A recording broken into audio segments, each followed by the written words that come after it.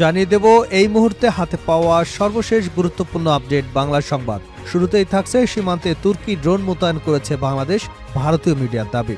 সাম্প্রতিক কিছু ঘটনাবলীর কারণে বাংলাদেশ এবং ভারতের সম্পর্ক জটিল থেকে জটিলতর হয়ে উঠেছে। দুদেশের মধ্যকার ঐতিহাসিক সহযোগিতামূলক সম্পর্ককে প্রভাবিত করছে। গত 5ই অগাস্ট শেখ হাসিনার পতনের পর থেকে সামাজিক, রাজনৈতিক, অর্থনৈতিক ক্ষেত্রে প্রভাব পড়েছে বলে মনে করছেন বিশ্লেষকরা। সর্বশেষ সাধু চিন্ময় কৃষ্ণ দাসের গ্রেপ্তার হবার পর থেকে ভারতে বেশ কিছু বিক্ষোভ সংঘটিত হয়েছে। চিন্ময় কৃষ্ণ দাসের গ্রেপ্তার নিয়ে ভারতীয় মিডিয়াগুলো একের পর এক মিথ্যা সংবাদ প্রচার করে আসছে। প্রিয় দর্শক, আসলে কি বাংলাদেশ তুর্কি ড্রোন মোতায়েন করেছে, নাকি এটাও ভুয়া খবর ছাপিয়েছে ভারত? জানাবো বিস্তারিত, সঙ্গে থাকুন। এবারে জানাবো ভারতকে ব্র্যান্ড উইথ ট্রানজিট দেবে না বাংলাদেশ। উত্তেজনার আবহে এবার থেকে ভারতকে ব্র্যান্ড উইথ ট্রানজিট দেওয়ার সিদ্ধান্ত প্রত্যাহার করল অন্তর্বর্তী সরকার। উত্তর পূর্ব ভারতের রাজ্যগুলিতে মোবাইল ইন্টারনেট সংযোগ বাড়ানোর লক্ষ্যে বাংলাদেশের ভূখণ্ড ব্যবহার করে ব্র্যান্ড উইথ ট্রানজিট সুবিধার জন্য আবেদন জানিয়েছিল নয়াদিল্লি, কিন্তু সে আবেদন নাকচ করে দিয়েছেন ডক্টর মোহাম্মদ ইউনূস। জানাবো ভারত এবং আওয়ামী লীগের রাজনীতি নিয়ে সোহেল তাজের বিস্ফোরক মন্তব্য। ভারতের সঙ্গে বাংলাদেশের সম্পর্কের অবনতিতে সাবেক প্রধানমন্ত্রী শেখ হাসিনার ইন্ধন রয়েছে বলে মন্তব্য করেছেন সাবেক স্বরাষ্ট্র প্রতিমন্ত্রী তানজিম আহমেদ সোহেল তাজ। তিনি অভিযোগ করেন, শেখ হাসিনাকে ভারত 15 বছর বাংলাদেশে নিযুক্ত করে রেখেছিল, তাই উৎখাতের পর তিনি সেখানে চলে গেছেন। আর তাকে উৎখাত করা মানেই ভারতকে বিতাড়িত করা, আর এজন্যই ভারত বাংলাদেশের বিরুদ্ধে উঠে পড়ে লেগেছে। এবারে থাকছে আওয়ামী লীগকে নিষিদ্ধ করতে পারে না অন্তর্বর্তী সরকার, এমনটাই দাবি করেছেন জাতীয় পার্টির চেয়ারম্যান জেম কাদের। দুপুরে রাজধানীর বনানীতে সংবিধান সংরক্ষণ দিবস উপলক্ষে আয়োজিত এক আলোচনা সভায় একথা বলেন তিনি।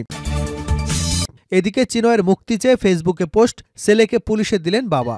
সম্মিলিত সনাতনী জাগরণ জোটের মুখপাত্র চিন্ময়ের মুক্তি চেয়ে ফেসবুকে পোস্ট করবার কারণে বাবা বিমল দাস তার ছেলে অভিদাসকে থানায় সোপর্দ করেন। গতকাল বুধবার সুনামগঞ্জের জামালগঞ্জে এ ঘটনা ঘটে।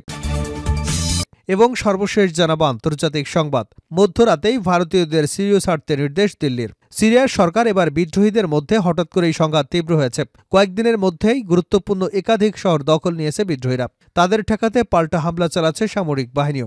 চলমান এই রাজনৈতিক সহিংসতায় উদ্বেগ জানিয়েছে ভারত। একই সঙ্গে যত দ্রুত সম্ভব ভারতীয় নাগরিকদের সিরিয়া ছাড়ার নির্দেশনা জারি করেছে দিল্লি। এতক্ষণ শিরোনাম শুনছিলেন, এবার বিস্তারিত। প্রিয় দর্শক, আপনি যদি এই চ্যানেলে নতুন হয়ে থাকেন, ভিডিওটি দেখতে দেখতে চ্যানেলটি সাবস্ক্রাইব করে আমাদের সঙ্গে থাকুন। আর এই ভিডিও সম্পর্কে আপনি আপনার মূল্যবান মতামতটি কমেন্ট বক্সে জানিয়ে দিন। আর হ্যাঁ প্রিয় দর্শক, জানিয়ে দিন ভিডিওটি কোথা থেকে দেখছেন। সীমান্তে তুর্কি ড্রোন মোতায়েন করেছে বাংলাদেশ, ভারতীয় মিডিয়ার দাবি। সাম্প্রতিক কিছু ঘটনাবলীর কারণে বাংলাদেশ এবং ভারতের সম্পর্ক জটিল হয়ে উঠেছে। দুদেশের মধ্যকার ঐতিহাসিক সহযোগিতামূলক সম্পর্ককে প্রভাবিত করছে। গত 5 অগাস্ট শেখ হাসিনার পতনের পর থেকে সামাজিক, রাজনৈতিক এবং অর্থনৈতিক ক্ষেত্রে প্রভাব পড়েছে বলে বিশ্লেষকরা মনে করছেন। সর্বশেষ সাধু চিন্ময় কৃষ্ণ দাস গ্রেপ্তার হবার পর ভারতের বেশ কিছু বিক্ষোভ সংঘটিত হয়েছে। দেশটির ত্রিপুরার আগরতলায় বাংলাদেশি দূতাবাস ভবনে ভারতীয় বিক্ষোভকারীরা ঢুকে পড়ে এবং বাংলাদেশি জাতীয় পতাকা অবমাননা সহ ভাঙচুর চালায়। এ অবস্থার মধ্যে বাংলাদেশকে নিয়ে ভারতের সামাজিক যোগাযোগ মাধ্যম সহ সংবাদ মাধ্যমগুলো বিভিন্ন অপপ্রচার, ভুয়া তথ্যে সয়লাভ করে গেছে। মাইক্রোসফটের সাম্প্রতিক এক সমীক্ষায় এমন ভয়ঙ্কর চিত্র উঠে এসেছে। বাংলাদেশ নিয়েও দেশটির মূলধারার বিভিন্ন সংবাদ মাধ্যম যাচাই বাছাই না করেই বিভিন্ন ভুল খবর প্রকাশ করছে।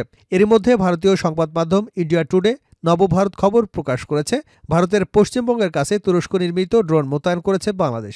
এমন খবরের ভিত্তিতে বাংলাদেশ সীমান্তে নজরদারি জোরদার করেছে ভারত। যদিও বাংলাদেশের পক্ষ থেকে এ বিষয়ে কোনো তথ্য পাওয়া যায়নি। একই সঙ্গে যুগান্তরের পক্ষ থেকেও তাদের এই দাবি সত্যতা স্বতন্ত্রভাবে যাচাই করা সম্ভব হয়নি। ভারতীয় ওই দুই গণমাধ্যমের প্রতিবেদন অনুযায়ী প্রতিবেদনে বলা হয়, ভারতের পশ্চিমবঙ্গ সীমান্তবর্তী এলাকায় তুরস্কের তৈরি অত্যাধুনিক বাইরাক্তার TB2 ড্রোন মোতায়েন করেছে বাংলাদেশ।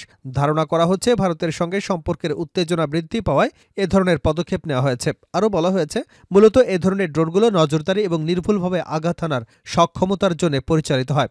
ভারতের কৌশলগত গুরুত্বপূর্ণ চিকেন নেক অঞ্চল ঘিরে এই ড্রোন মোতায়েন উদ্বেগ আরও বাড়িয়েছে। এজন্য বাংলাদেশের সীমান্তে নজরদারি জোরদার করেছে ভারত।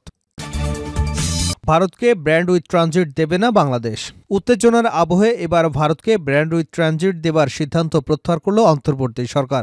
উত্তর পূর্ব ভারতের রাজ্যগুলিতে মোবাইল ইন্টারনেট সংযোগ বাড়ানোর লক্ষ্যে বাংলাদেশের ভূখণ্ড ব্যবহার করে ব্র্যান্ড উইথ ট্রানজিট সুবিধার জন্য আবেদন জানিয়েছিল নয়াদিল্লি, কিন্তু সেই প্রস্তাব নাকচ করে দিয়েছে বাংলাদেশ টেলিকমিউনিকেশন রেগুলেটরি কমিশন। প্রসঙ্গত, প্রতি সেকেন্ডে যে পরিমাণ তথ্য পাঠানো যায় তাকে ব্যান্ডউইথ ডেটা ট্রান্সমিটেশন বা স্পিড বলা হয়।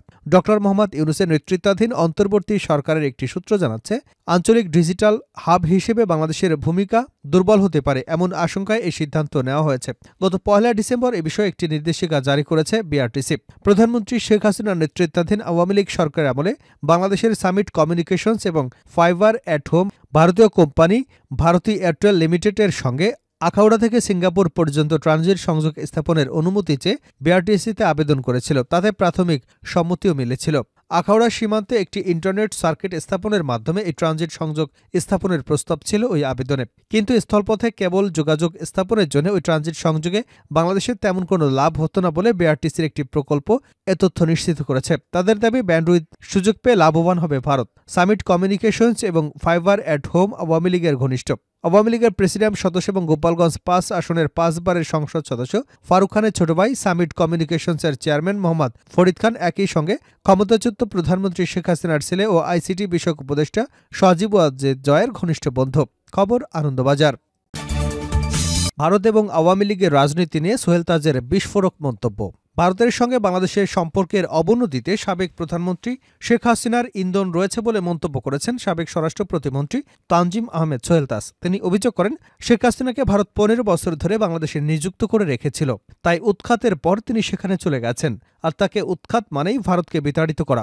একটি জাতীয় দৈনিকে একান্ত সাক্ষাৎকারে এসব কথা বলেছেন আওয়ামী লীগের সাবেক এমপি এবং দলের সহসম্পাদক সোহেল তাজ। জনবিচ্ছিন্ন আওয়ামী লীগ অনেকটা মাফিয়া কায়দায় রাষ্ট্র এবং দল পরিচালনা করেছে বলে উল্লেখ করে সোহেল তাজ বলেন, জনগণ ব্যাপকভাবে সরকারের বিরুদ্ধে অবস্থান নেওয়ায় প্রস্তুত হয় বিস্ফোরণের প্রক্রিয়া। এর চূড়ান্ত বিস্ফোরণ ঘটে জুলাই আগস্টে ছাত্র অভ্যুত্থানে। Echo chamber party Awami League জনগণের এই মনোভাব বুঝতে পারেনি, ফলে দেশত্যাগ ছাড়া তাদের উপায় ছিল না। আওয়ামী লীগ এবং সকল রাজনৈতিক দলকে আত্মসমালোচনা করবার আহ্বান জানিয়ে সোহেল তাজ বলেন, আত্ম উপলব্ধি করা অনুশোচনা খুবই প্রয়োজন।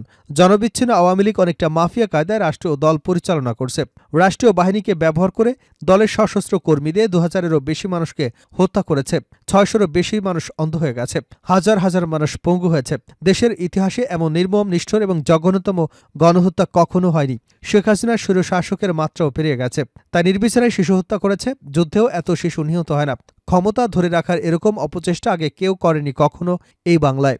আওয়ামী লীগের ঝটিকা কর্মসূচি কোন দৃষ্টিতে দেখছেন? এমন প্রশ্নের জবাবে সোহেল তাজ বলেন, আওয়ামী লীগকে ধ্বংস এবং নিরীহ কর্মীদের বিপদে ফেলার আরেকটি নির্লজ্জ প্রচেষ্টা। কেননা এর মধ্যে যারা এই দলকে ডুবেছে তারাই আবার ক্ষমতায় ফিরে আসতে চাচ্ছে, কিন্তু এটি অসম্ভব। আওয়ামী লীগকে নিষিদ্ধ করবার কথা বলা হচ্ছে। এই প্রেক্ষাপটে মন্তব্য জানতে চাইলে সাবেক এই স্বরাষ্ট্রমন্ত্রী বলেন, কিছু অর্থবহ সংস্কারের পর 2 থেকে 3 বছরের মধ্যে নির্বাচন হওয়া উচিত। আওয়ামী লীগকে নিষিদ্ধ কিংবা বাদ দিয়ে নির্বাচন করাটা ঠিক হবে না। আওয়ামী লীগের সংকটকালে দলের দায়িত্ব নিতে বললে কি করবেন? সোহেল তাজ বলেন, এই প্রশ্নের উত্তরে তার সাফ কথা। বর্তমান প্রেক্ষাপটে আওয়ামী লীগের নেতাকর্মীরা যখন আত্মোপলব্ধি, আত্মসমালোচনা, অনুশোচনা এবং জনগণের কাছে ক্ষমা চাইবে, অপরাধীদের বিচারের আওতায় শাস্তি দেওয়া হবে, তখন তিনি বিষয়টি বিবেচনায় নিতে পারেন, তার আগে নয়। অন্তর্বর্তী সরকারের কাছে প্রত্যাশার সঙ্গে সোহেল তাজ বলেন, বৈষম্য বিরোধী ছাত্র আন্দোলনে যেসব ইস্যুর কথা বলছে তার সবটাই তিনিও চান। যেখানে গণতন্ত্র প্রতিষ্ঠিত হবে, বৈষম্য থাকবে না, অন্যায়, অনিয়ম, দুর্নীতি দূর হবে, ন্যায় বিচার প্রতিষ্ঠা পাবে, মৌলিক অধিকার ফিরে আসবে। এসব করতে হলে পর্যাপ্ত সংস্কার প্রয়োজন। নিশ্চয়ই তা করবে অন্তর্বর্তী সরকার। আওয়ামী লীগকে নিষিদ্ধ করতে পারে না অন্তর্বর্তী সরকার, জেএম কাদের। জাতীয় পার্টির চেয়ারম্যান জেএম কাদের বলেছেন, আওয়ামী লীগকে নিষিদ্ধ করতে পারে না অন্তর্বর্তী সরকার। শনিবার দুপুরে রাজধানীর বনানীতে সংবিধান সংরক্ষণ দিবস উপলক্ষে আয়োজিত এক আলোচনা সভায় জেএম কাদের এসব কথা বলেন। আওয়ামী লীগ সম্পর্কে জাতীয় পার্টির চেয়ারম্যান বলেন, আওয়ামী লীগকে নিষিদ্ধ করতে পারে না অন্তর্বর্তী সরকার। যদি কেউ দোষ করে তবে তার বিচার হওয়া উচিত। আগামী নির্বাচনে অবশ্যই আওয়ামী লীগের অংশ নেওয়া উচিত। জেএম কাদের বলেন, জাতীয় ঐক্যের নামে জাতীয় অনৈক্য তৈরি করেছে অন্তর্বর্তী সরকার। জাতীয় ঐক্য করা হয়েছে মাত্র 18টি দল নিয়ে, অথচ নির্বাচন কমিশনে 53টি নিবন্ধিত দল রয়েছে। 50% মানুষকে জাতীয় ঐক্যের বাইরে রাখা হয়েছে। এতে জাতিগত ভুল বোঝাবুঝির সৃষ্টি হয়েছে। দেশে একটি সংঘাতময়, অবিশ্বাসের পরিস্থিতির সৃষ্টি হয়েছে। তিনি অভিযোগ করে বলেন, জাতীয় পার্টিকে সাংবিধানিকভাবে শান্তিপূর্ণ সভা সমাবেশ করতে দেওয়া হচ্ছে না। আমাদের পার্টি অফিস জ্বালিয়ে দেওয়া হয়েছে। নেতাদের পাসপোর্ট আটকে দেওয়া হয়েছে। গণমাধ্যম নিয়ে জেএম কাদের বলেন, গণমাধ্যমে চরমভাবে সেলফ স্পন্সরশিপ চলছে। সাংবাদিকদের স্বাধীনভাবে কাজ করতে দেওয়া হচ্ছে না। মধ্যরাতেই ভারতীয়দের সিরিয়া ছাড়তে নির্দেশ দিল্লির। সিরিয়ার সরকার এবং বিদ্রোহীদের মধ্যে হঠাৎ করেই সংঘাত তীব্র হয়েছে। কয়েকদিনের মধ্যেই গুরুত্বপূর্ণ একাধিক শহরের দখল নিয়েছে বিদ্রোহীরা। তাদের ঠেকাতে পাল্টা হামলা চালাচ্ছে সামরিক বাহিনীও। চলমান এই রাজনৈতিক সহিংসতায় উদ্বেগ জানিয়েছে ভারত। একই সঙ্গে যত দ্রুত সম্ভব ভারতীয় নাগরিকদের সিরিয়া ছাড়ার নির্দেশনা জারি করেছে দিল্লি। এ বিষয়ে শুক্রবার রাতে এক বিজ্ঞপ্তি জারি করেছে ভারতের পররাষ্ট্র মন্ত্রণালয়। বিজ্ঞপ্তিতে পরবর্তী নির্দেশ না দেওয়া পর্যন্ত সিরিয়ায় অবস্থানরত ভারতীয় নাগরিকদের কোনো ধরনের ভ্রমণ করা থেকে বিরত থাকার পরামর্শ দেওয়া হয়েছে।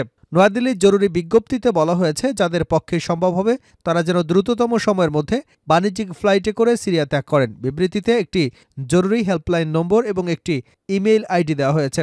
তাতে বলা হয়েছে, বর্তমানে সিরিয়ায় থাকা ভারতীয় দামেস্কের ভারতীয় দূতাবাসের সঙ্গে সার্বক্ষণিক যোগাযোগ রাখতে বলছে মন্ত্রণালয়।